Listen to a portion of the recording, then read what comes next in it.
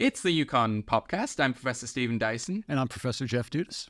Jeff, Taylor Swift is dumb and her music sucks. That's wrong. So wrote Sean Davies, CEO and co-founder of conservative web magazine The Federalist, on X in September. And I think this shows that Taylor has exploded into the political realm in recent months. And I think we should talk about it. We should definitely talk about it. And you are just the man to talk about it, Jeff, because I think by any scientific measure, you have become the world's foremost Taylor Swift academic expert. Yeah, I'm the go-to. You're the go-to guy for Newsweek, which has interviewed you several times on this subject, and NPR. Yep. So terrific! I'm very honored. Thank you for being here. Well, but this is the interview I've been waiting for, though. Yes, this is the one you really wanted. Yeah. The one you finally landed. So I think we're going to proceed in several parts. But first of all, I thought we might just briefly sort of recap or try and get the measure of what are some of the political things that have been happening in Taylor world. And this is an artist who, when she began her career, was avowedly sort of apolitical. Mm-hmm. And she would say things like, we are drilled in country music not to, shove your politics down people's throats and just let them live their lives. Yes. And has become, in some ways through her own actions and in other ways through, the reactions of others, really a central political figure. Some people are even saying could be a decisive political figure in the 2024 presidential election. Right. What's happened? So I think the essential context and backdrop here is the sort of explosion of Taylor Swift as inarguably the world's most popular person. And that has really happened in conjunction with the exercise of her Eras tour, which is,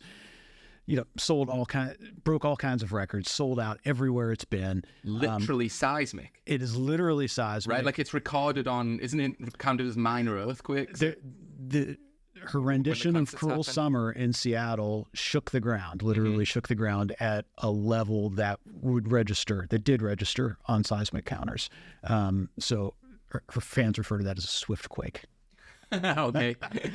And so that is the essential context here. She went from being an extremely popular person to being, I would argue, unprecedentedly popular.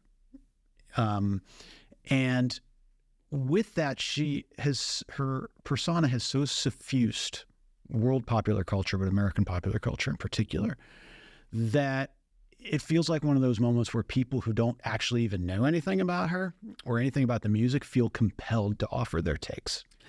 And that when you reach that level of saturation, that you have become someone who needs to be paid attention to. And I think what we'll find as we talk today is that at that point, what it becomes really important about you maybe doesn't really have anything to do with you as a flesh and blood in person anymore, but rather with the reactions that are prompted by your persona. Yes.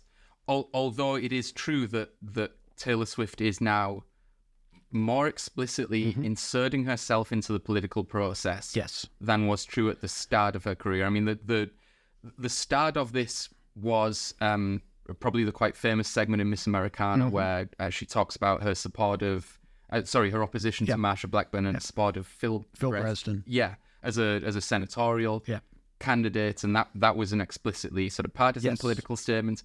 She endorsed President Biden in 2020. Yes. And then more recently, she just sort of encourages her supporters to either vote or register for vote, but never quite says for whom one should vote. Exactly. You're exactly right. She is certainly much more engaged in that way politically than she ever was before. But it remains a fairly anodyne, and especially these voter registration drives. One would think, at least from the outside, that these are relatively anodyne and inoffensive, nonpartisan types of interventions in politics. The fact that they have not been received in those ways, I think, is very revealing. And is something that we should definitely. Yeah, I think absolutely. I want to. What do I want to say here? The statement on its face, go and register for vote is, by definition, a non-partisan statement. And there's a great precedent of celebrity figures making statements like this. I mean, I think of like MTV's Rock the Vote campaign, and that was commonly taken to be a non-partisan act, right? Because surely it's just supporting the political process. And Taylor Swift has said recently things like, "I want you to go out and vote for the people who represent you." I would suggest, Professor, and push back on this if you like, that it's a little disingenuous to say that there is no partisan lean or valence to those statements, given the likelihood of people who are likely to be Taylor Swift's demographic, who are going to follow her on Instagram, which you would suspect would skew young, and the political proclivities of that demographic. And so a common political goal of the Democratic Party is to increase turnout amongst like 18 to 30-year-olds. Yes. And they don't do that because it's like just a nice democratic thing to have that group participating, although it is, and although you can make statements and veil them behind saying this is a nice part of the democratic process, they do that because it's a target demographic that is likely to support their electoral interests. And so, yes, she's not out there saying, "I hate Trump, vote Biden," at least not yet. But it's also a little disingenuous to suggest that one political party does not benefit from the things that she's saying. Would you not agree? No, that's clearly true. Okay. And there is a little bit of a having your cake and eating it too element to this. It is, however, quite different than some other celebrity engagements with electoral politics. And that is notable. I think the kind of the hyperventilating response on the part of the American right to her sort of forays into the electoral arena are very revealing. Okay, so let's put that on the table. That there were a series of things that seem to bring this to the boil. There's of course her statements about voter registration, which I think started in like September of last year, and she's recently repeated them. Or similar statements saying vote on Super Tuesday for whoever represents you. There is her romance with Travis Kelce. So I think this is actually really important as well. I think it's probably the second piece of the essential context, right? The one is the fabulous success of the Eras Tour. The second is Taylor's engagement with the NFL. The NFL is, by some measure, the most popular sport in the United States. It's not cricket? It's not cricket. Huh. Sadly, I know that's, as a good Brit, that's got to be hard to accept. Yeah, exactly. Like NFL Super Sunday is more popular than the Willow cricket app. Surprisingly, which you can watch England versus India at midnight. And what do they call that? That's the what's the name of that? The cricket app. Yeah, it's called Willow. No, what's the competition between England and India called? No, you're thinking of the Ashes, which is between England and Australia. Okay, that's not England India. No, okay. Yeah. It turns out Super Bowl Sunday is more important for a demographic in the United States. Fascinating. It's hard to believe. That was really the one sort of arena in American life that it's not clear that Taylor Swift's aesthetic had introduced itself to. The NFL. The NFL. I would say what's it like, stock car racing as well? Yeah, but even then, it's a little overrated. As I say that, I want to walk it back as well. What the NFL, surveys and viewership demographic information reveals is that its audience is about half women. Okay. Right. But the NFL remains very much a male-coded environment in a lot of ways.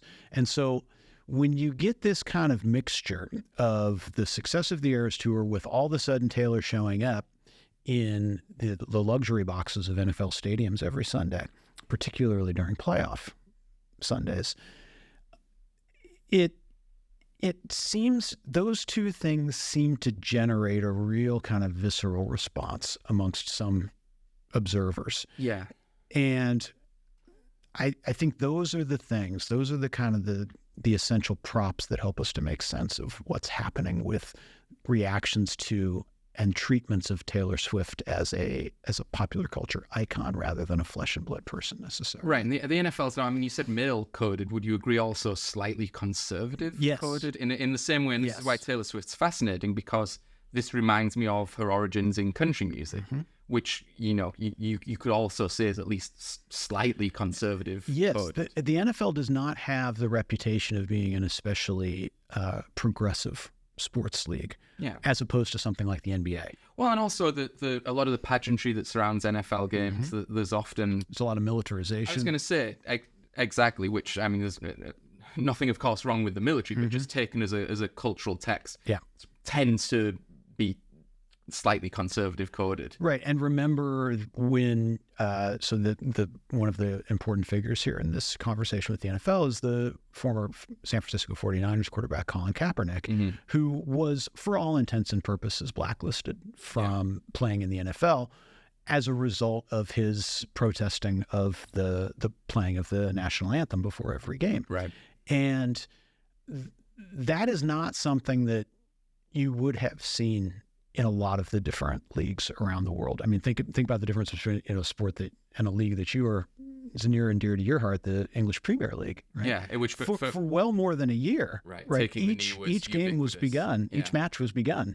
Right. Was taken. Right. And still occasionally is. Right. Yeah. So you're dealing with an activity that is coded.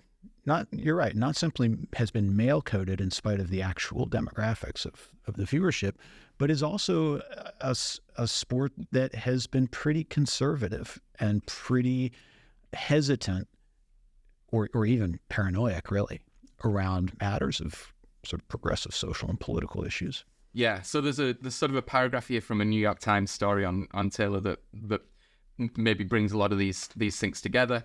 The Swift-Kelsey storyline for some has delivered a bruising hit to traditional gender norms, with a rich, powerful woman elevating a successful football player to a new level of fame. Then Swift bashing reached Fox News in mid-January. The host, Jesse Wadders, suggested the superstar was a Defense Department asset engaging in psychological warfare. He tied Miss Swift's political voice with her boyfriend's Pfizer endorsements to the remarkable success. And Bud Light. Right, okay. which has been also the target, Bud Light, over several months back, the target of boycotts on the right because of their contractual relationship with a transgender figure. Right, yeah. Right. The remarkable success of her Eras tour, which bolstered local economies and landed her on the cover of Time. Have you ever wondered why or how she blew up like this? Mr. Wadders wondered on air. Well, around 4 years ago, the Pentagon Psychological Operations Unit floated turning Taylor Swift into an asset during a NATO meeting. Can you confirm? I cannot. So there was a NATO meeting in the Pentagon, which is an interesting idea.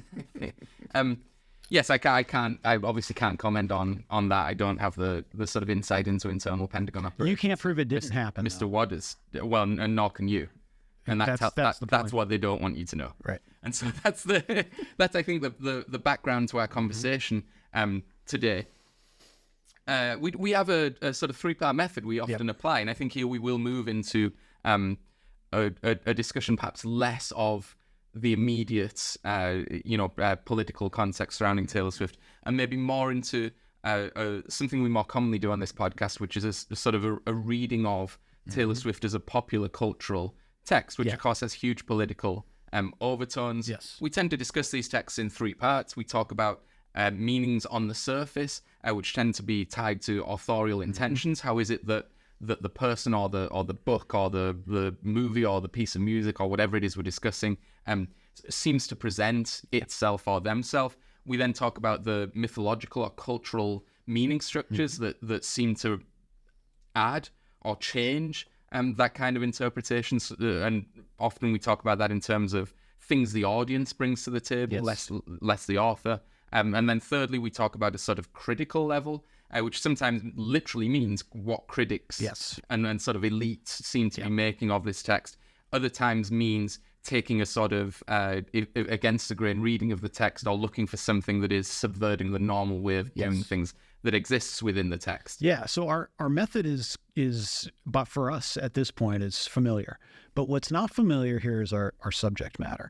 We have not yet treated a flesh and blood person as though they were a text, or read a flesh and blood person and the persona that they cultivate and that is projected onto them as a text that has political meanings. Yeah, that's that interesting. should be read. Now I was going to correct you there. We did talk about Olivia Rodrigo, but now I think about it, we talk almost explicitly about her music rather than her persona. Correct. Perhaps because she doesn't have, and I don't want to start a huge war here. I know there's also rumors of... Careful of the Livies. Yeah, exactly. There's rumors of, what their relationship is like. But perhaps because she doesn't quite have the cultural presence, although she's highly successful, that Taylor Swift did. She's not quite at that level of... And I don't think it's controversial to say she just doesn't have the length of the career. Right. Yes. At this point, right? Okay. Taylor's been doing this since 2007 or 2008. Right. And has been at a very high level of saturation, media saturation from the beginning. Yeah.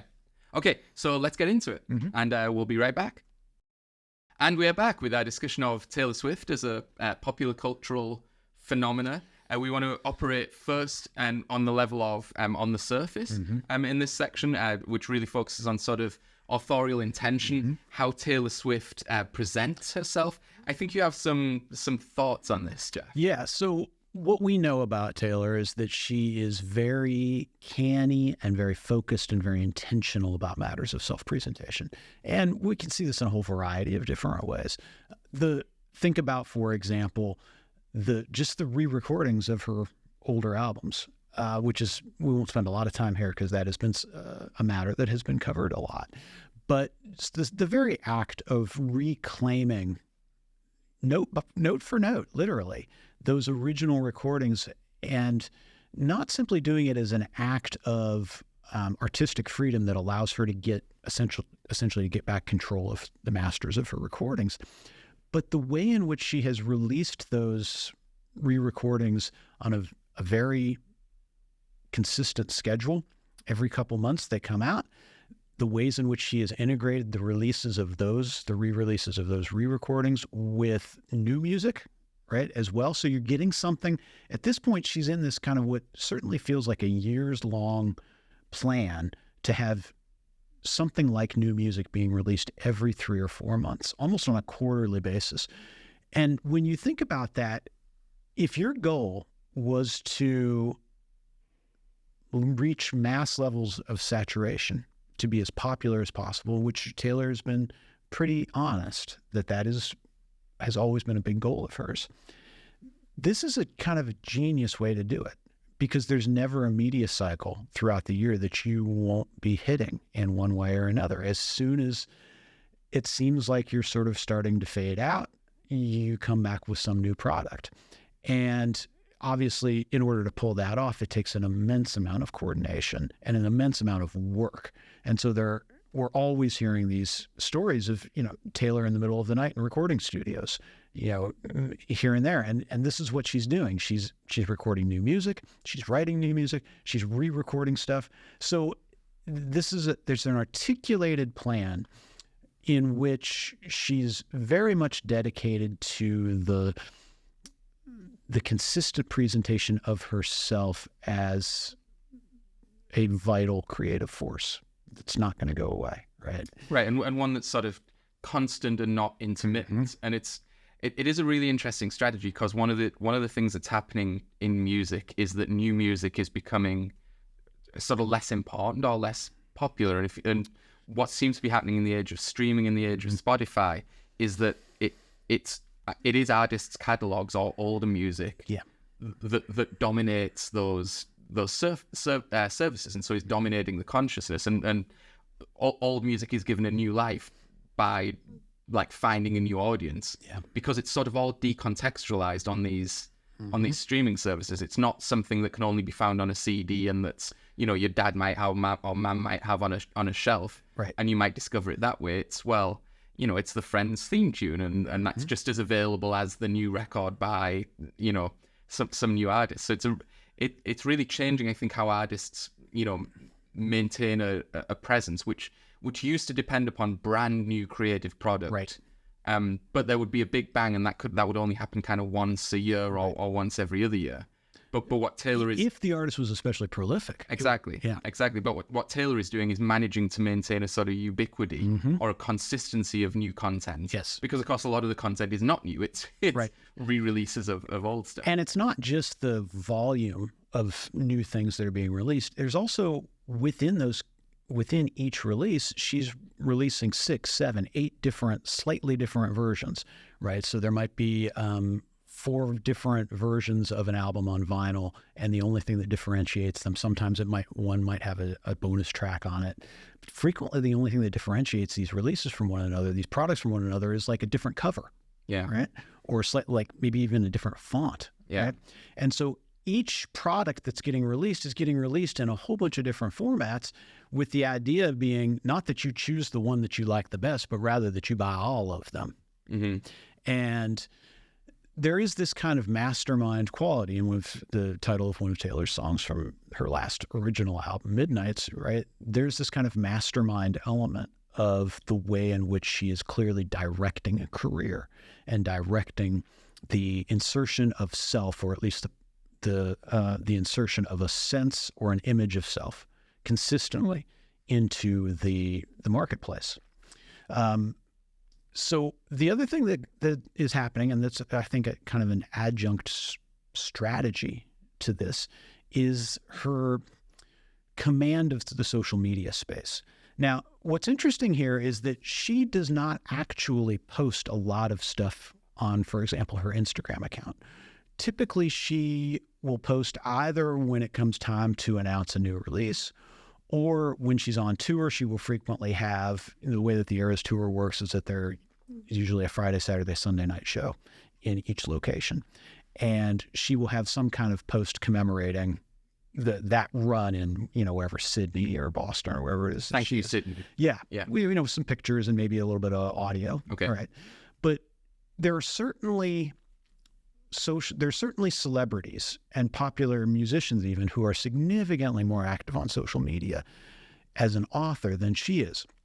But what she does do is she has consistently played this kind of game with her most loyal fans, in which she'll do things like offer little clues or little hints about what's coming forward, what they call Easter eggs, of course.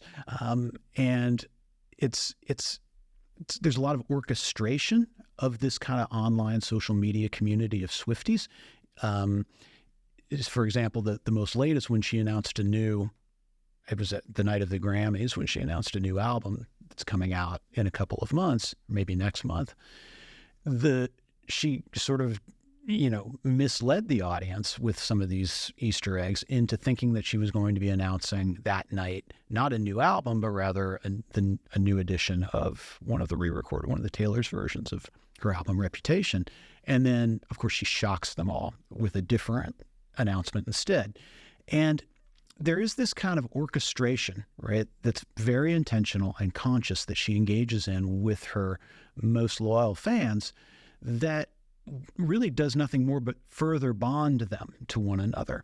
And so there's a kind of a mastery, and she's capable of using the social media strategy and the communities, the online fan communities that are built and maintained through those mediums in very effective ways. All of this, again, is to cultivate a kind of persona of somebody who's super productive, but also kind of mysterious, but also playful, and generous, right, in a way that is very endearing to her fan community. These are all things that she's intentionally doing, right? And these are the images, I think, that she's trying to cultivate imagining herself as a brand. And so that is unusual, right? I mean, other artists, typically have some interaction with fans, but not to this level, and this degree of kind of winking playfulness that she has consistently attempted to do. Yeah, and that idea of her as a brand, or as something more than quote unquote just an artist, I think is really sort of central. There's a quote I'd like to read you from a different New York Times piece that says, "In the world of Taylor Swift, the start of a new era means the release of new art, an album and the paratexts, music videos, promotional ephemera, narratives that supplement it, and a wholesale remaking of the aesthetics that will accompany its promotion, release, and memorializing. Yes.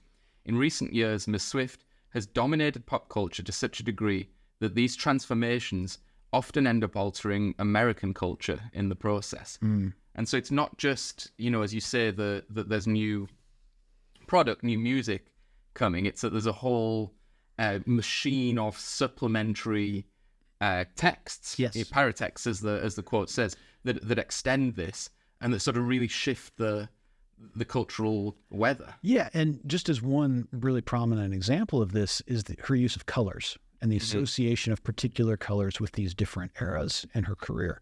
And this is another way that she's sort of coding maybe what's coming next, or signaling to a loyal audience of what's coming. So, for example, when the Fearless album was being re-released, all of a sudden there was a lot of, she was wearing a lot of purple, and the light sequences at the shows were very heavy on purple.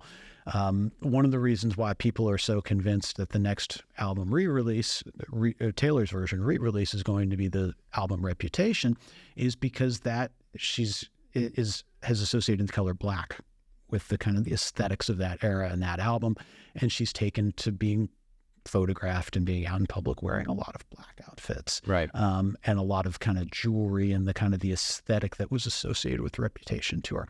So 1989 was the color was blue. The album Red, unsurprisingly, the color red.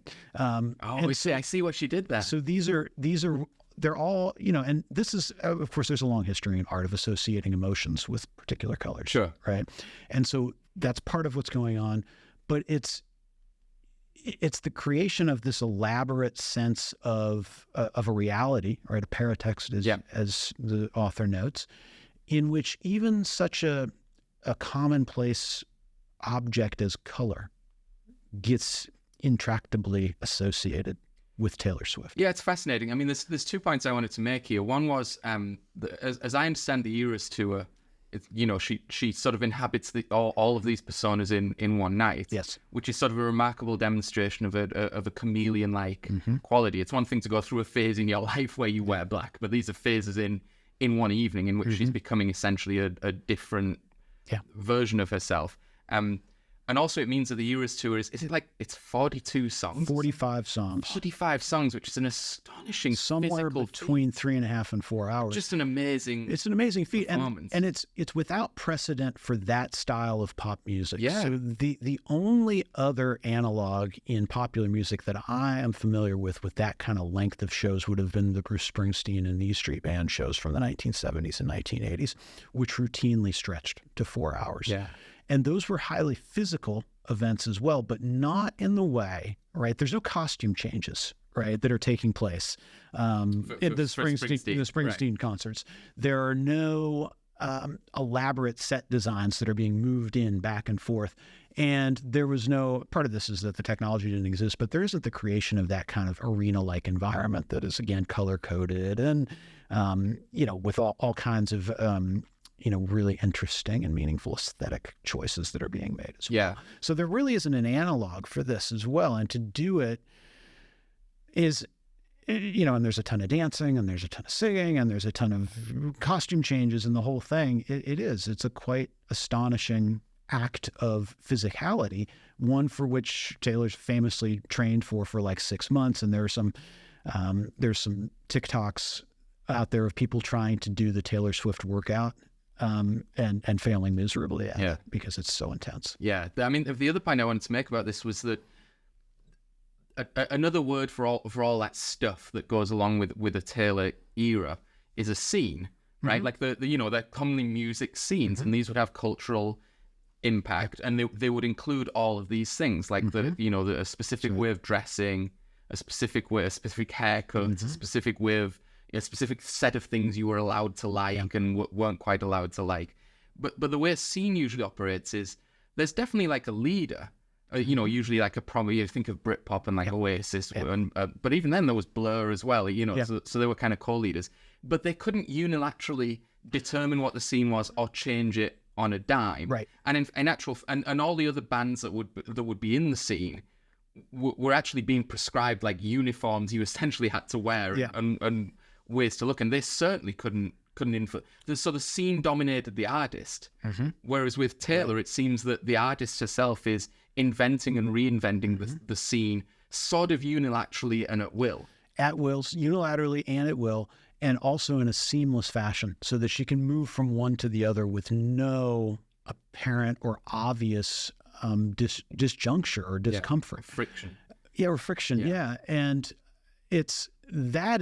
one couldn't imagine, for example, the Gallagher brothers suddenly becoming Southern rockers or grungers. Or vice versa, right? Kurt Cobain is not going to suddenly become, I don't know. He's not going to become part of the Minneapolis scene when Prince is dominating. I actually remember, as so often, Noel Gallagher has a great quote on this, which is, it was put to him that his songwriting was assuming a somewhat samey kind of quality. And he said, look, I write songs on a guitar.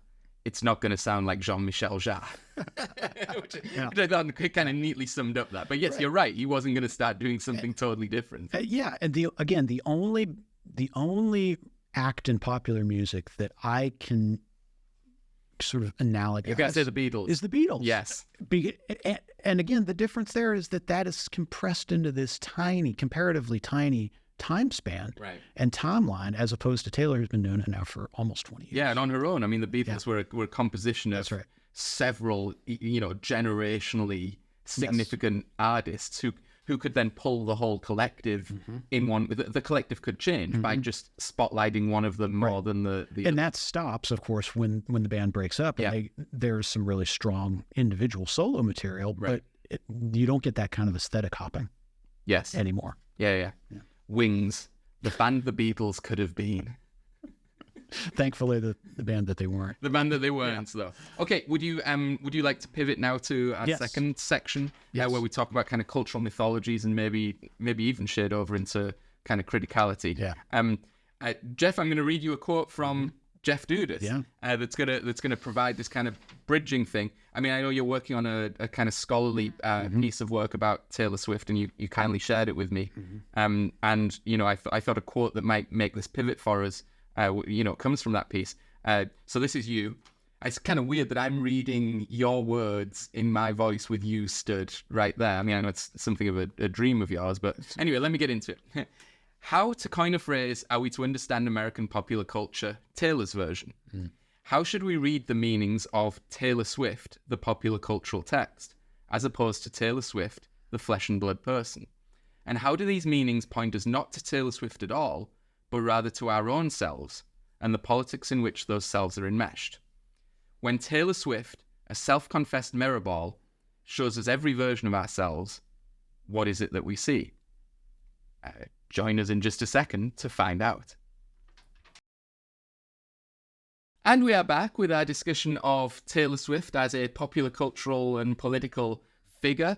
I think now, Jeff, we're going to move into our second section of analysis, which moves away maybe from authorial intentions and meanings that are presented on the surface and moves towards an understanding of things like cultural meaning structures and critical approaches and responses to the person as text. And actually that sort of phrase, the person as text, I think is probably crucial to this section, because in our first section we were painting a picture of Taylor Swift as a person who has an almost unique ability to command their meanings within the popular culture and to determine how they're seen. Yes. But even someone as unbelievably popular and clearly skilled as at doing that as Taylor Swift is not always going to be in control of the meanings that they make. And maybe a kind of subtitle for this section of our discussion could be what happens when a person loses control of their text.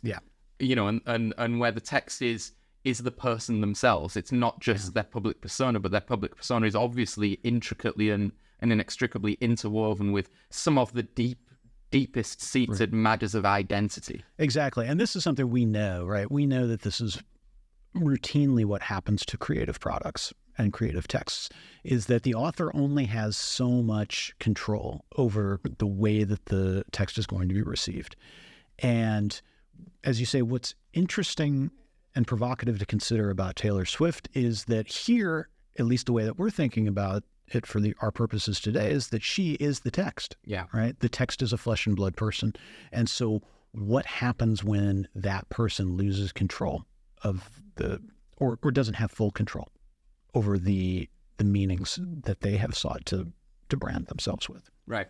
So what does happen? I mean, you're the one who's writing the definitive account of this phenomenon. I mean, a lot of things happen, some of which are, I think, point towards things that are positive, right? Outcomes that are relatively positive and generous. Other elements point to sort of darker elements, which we should spend some time with. And I think we should begin by talking about the way that the fan culture around Taylor Swift has developed. And I especially want us to talk about a phenomenon that is more general than just Taylor, but absolutely encompasses her. And this is what we might call the culture of standing, or the standing. So this comes from Eminem's hit song, yes, "Stan." Yep. Which was a story of an obsessed fan of Eminem himself, who ends up committing a series of sort of horrifying acts, and it's like an epistolary song, the lyric, isn't it? Which is, Stan writes a number of letters to Eminem, and then Eminem responds, unfortunately a little belatedly, and says, crikey, tone it down, mate. Yep. Although he's not British, he doesn't quite use that phraseology. No. But then the name of that song became associated with a much broader phenomenon of, what would you say, like an obsessive or misguided fan? The way that it's used, and this is one of the things I think that's so interesting about the phenomenon, is that the way, by and large, that the term standing is used is to portray the positive elements of being a big obsessive fan. Okay. And so the phenomenon became divorced from its initial meaning, right? So we get multiple layers of the loss of authorial intention here, right? Yeah. So it's not simply that Taylor is an example of somebody who loses authorial intention over her own self. It's that Eminem loses authorial intention over what he intends or means to get across in the terms with the song "Stand." And this is especially strange, I think, to me, or especially illustrative of the limited control that an author has, because I asked you to listen again to Stan before we started, and you said it had been a while. There's nothing that's ambivalent or ambiguous about what's going on in Stan, right? No, it's a very clear cut. It's actually quite a linear story. Yes. And the only real twist is at the very end, Eminem realizes, like, oh shit, this is you who I saw on the news. But it is absolutely a cautionary tale about what scholars refer to as the parasocial identification between a fan and a celebrity. And by parasocial, right, the idea here is that you have a scenario in which people imagine themselves to have close personal relationships with people that they don't know, who they don't know in person. So connected, so inspired, so engaged with the creative product, that the person mistakes that familiarity and that sense of meaning and that sense of intimacy that they might have with the creative product with the person who has put it into the world in the first place. And so what Eminem is singing about, or what he's rapping about, is the ways in which this kind of parasocial identification can go so extreme, right, that it can lead to scenarios in which disturbed people, right, imagine these close personal relationships in such a way that they then hold the celebrity responsible for their own acts of dysfunction or violence or homicidal intent. And we have historical analogs to this, and we have historical analogs in the world of popular music, right? Mm-hmm. This is the story of John Lennon's assassination by Mark David Chapman. Yeah. Right? Chapman is a huge Beatles fan who somehow imagines a close personal relationship with John Lennon, that somehow Lennon, in his post-Beatles years, has personally offended and let Chapman down. Yeah. And that as a result, he must be assassinated, he must be killed. And these are admittedly extreme responses. Right. But Which was the one who was trying to impress Jodie Foster? So this is the would-be assassin of Ronald Reagan. That's it. This is yes. John Hinckley. Yes. Right. Who, and there are real layers of dysfunctional depth with that case, because he gets fixated. Hinckley does, and he had stalked Jodie Foster. This wasn't just he had actually taken positive or active measures, right, to get her attention.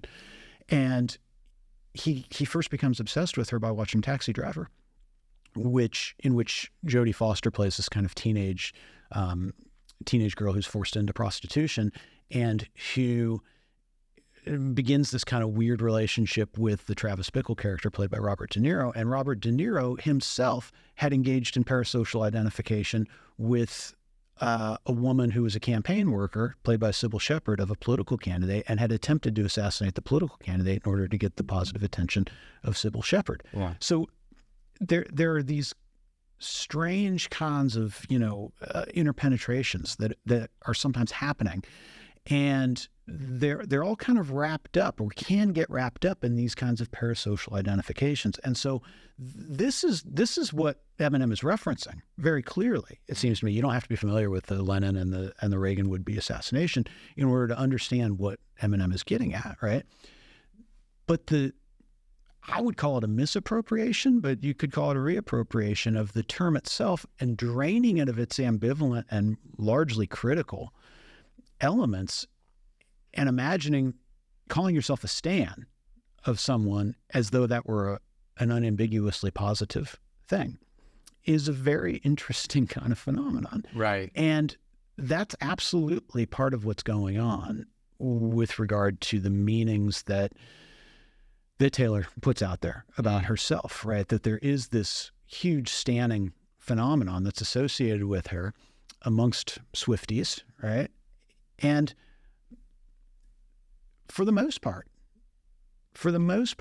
what we know about this is that it's a pretty positive thing. And there's a lot of studies in a lot of scholarship in the area of studies called fandom studies, which actually illustrate that most of these kinds of intense kind of fan communities are actually pretty positive things for the people who are involved in them. Yeah. That they tend to be pretty inclusive. They tend to be a way for otherwise diverse audiences and diverse peoples to make obvious contact with one another. Right, and they become maybe less about the artist or the text, but actually more about the connections amongst the members of the community. Exactly. Yeah. And that there frequently are really positive elements of this.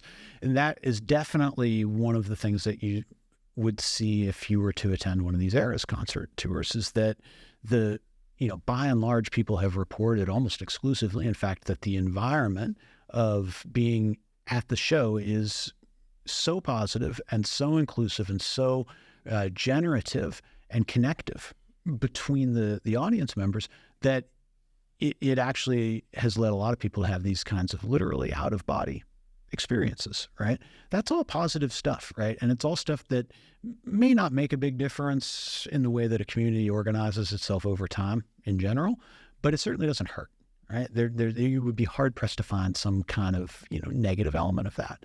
So the kinds of things that Eminem is talking about are admittedly extreme examples, but they do exist, and they do exist within this contemporary standing culture as well. Typically these days, they've revealed themselves as these kind of vitriolic attacks that one superfan will levy against the superfans of another group who's perceived as a rival, or sometimes against the actual artist themselves who's perceived as a rival. And this can lead to some really ugly stuff. And in the Taylor Swift world, the story that immediately comes to mind is when, so Taylor famously had this very short fling with John Mayer, the singer-songwriter and guitar player John Mayer. And Mayer was much older, like 10 years older than Taylor. And Taylor wrote a song called Dear John, which, unsurprisingly, it was about that. And so Mayer became one of these kind of, cast of villains, right, within the Taylor Swift community of, romantic community, I guess, or romantic engagements. And he had sort of faded from that from being one of the bête noirs of the Swiftie world, until she re-released, I think it's Fearless, right? Which has Dear John on it. And there were some, cases of like certain fans like reaching out and being very abusive to Mayer, like through his social media accounts, like, sliding into his DMs, so to speak, and there was this famous example. He actually responded to one of them and he said, I don't understand. Why are you so angry at me? I don't understand what this is about. And the fan was shocked that he responded to her. And she said, I didn't actually think that you read these. I didn't think you ran this account. What she's really saying is I didn't actually think of you as a real person, right? I thought you were just this kind of apparition that we'd conjured. Yeah. And it was John Mayer the villain, not John Mayer the real person. Exactly. And Taylor, to her great credit, recognized what was happening and sort of put out an affirmative statement, said, leave him alone. Yeah. Right? Like the song is not, it's no longer about him. Yeah. Right? Leave him alone. Same thing happened to Jake Gyllenhaal. Yeah. With the re-recording of the Taylor's version of Red with All Too Well, right? And All Too Well is one of Taylor's great songs. And it's widely considered to be about it's widely considered to be about Jake Gyllenhaal. And,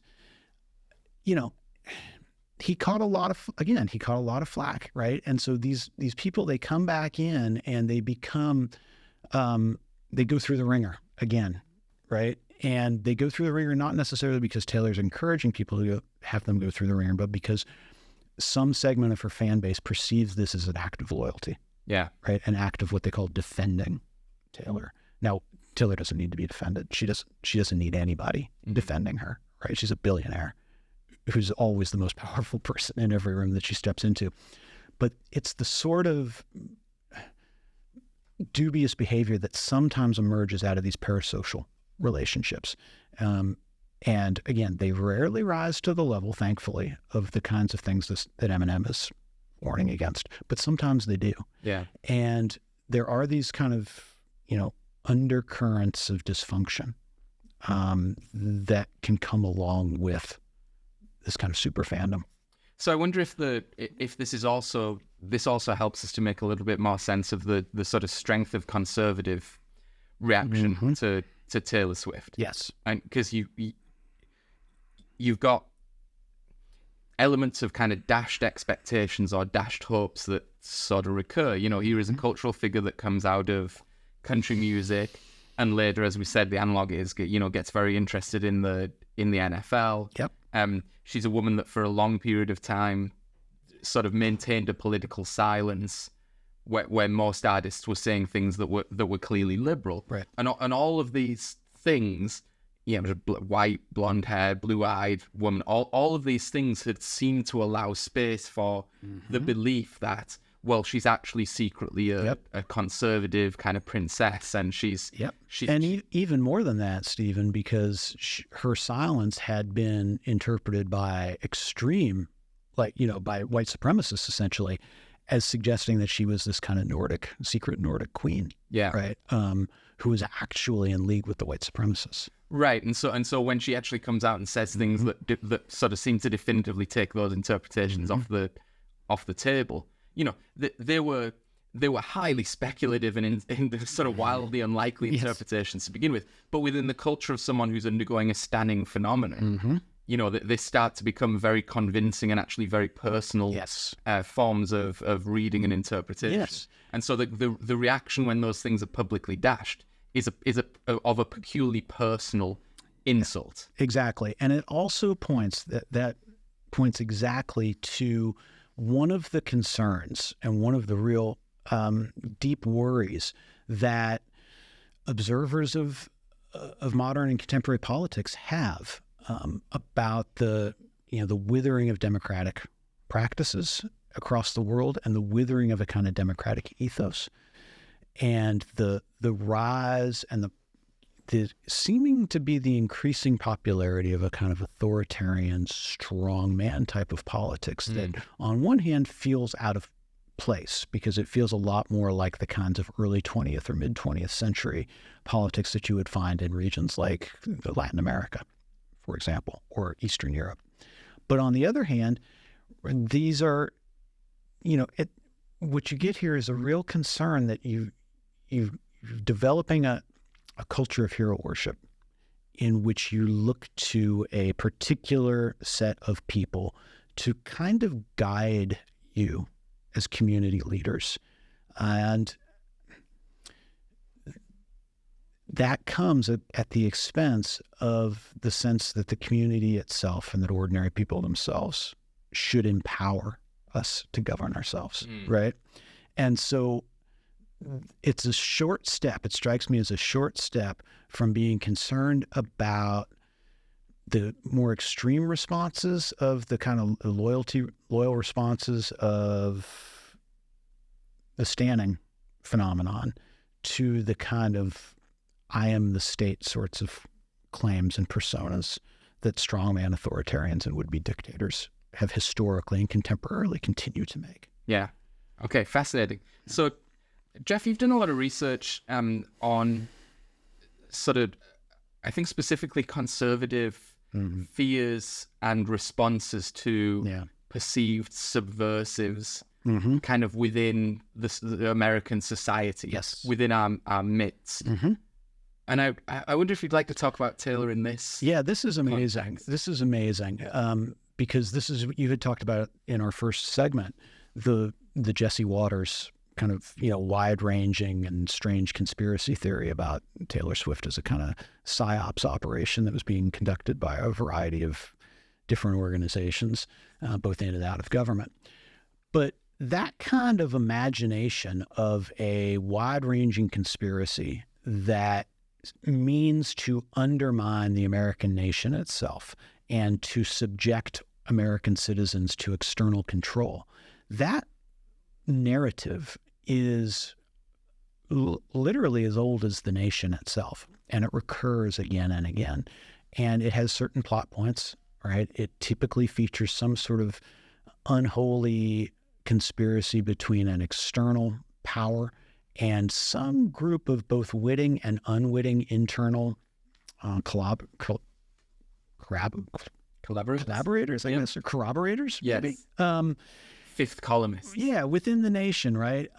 Who they're all in league with one another, and the goal is to subject the virtuous American citizens to external control, something akin to like slavery. And it's all very shadowy, and there's a cabal of different forces, and they're all working in league with one another. And it's a frightening kind of existential or subversive attack on the nation. And as a very common plot line in the history of American politics, as I say, it recurs over and over. And there are almost always multiple iterations of this in each generation. So it's got a kind of a time out of mind quality about it. And so in some ways, it's not in the least bit surprising that when you get Taylor Swift ascending to this level of saturation and prominence, that it's not going to take long before she gets slotted in to whatever the newest version of this counter-subversive conspiracy fantasy is. And that's what we get here. And it was really prompted by, again, the conjunction of the Eras Tour success with her engagement with the NFL. And, throw in Travis Kelce's work with the pharmaceutical companies and Bud Light, as were Budweiser as well. And so you get, these are always unhinged, right? These conspiracy theories are always unhinged, but this one is especially crazy, right? So you've got,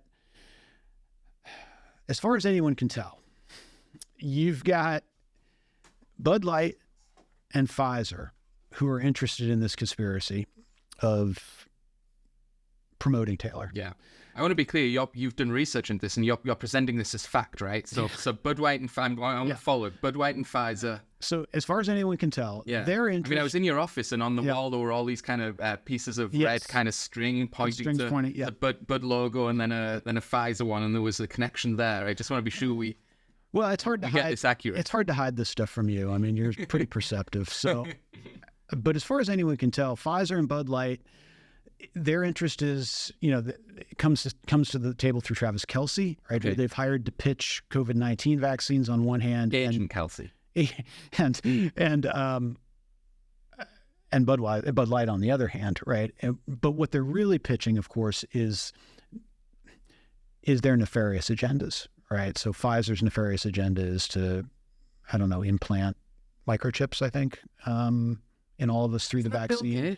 Is it now Pfizer? Is that I think it's the Pfizer torch now. Passed, has it? Yeah, to do that and to continue to make lots of money off of it. Budweiser's nefarious agenda is to promote transsexuality. Okay. And to normalize it, which we know is a hot flashpoint in current culture wars. Mm-hmm. Then you've got the NFL, who is desperate to have Taylor on their TV screens every week because, in fact, right, a relatively large new viewing demographic began tuning into these playoff games to watch the Kansas City Chiefs play, not because they care about the result on the field, but because every so often there'd be a cutaway to the luxury box and we'd see Taylor and her friends, like Blake Lively, for example. I mean, look, the actual, not to interrupt this, but the actual conspiracy is in plain sight, which is all of these things are tremendous for making money. Yes.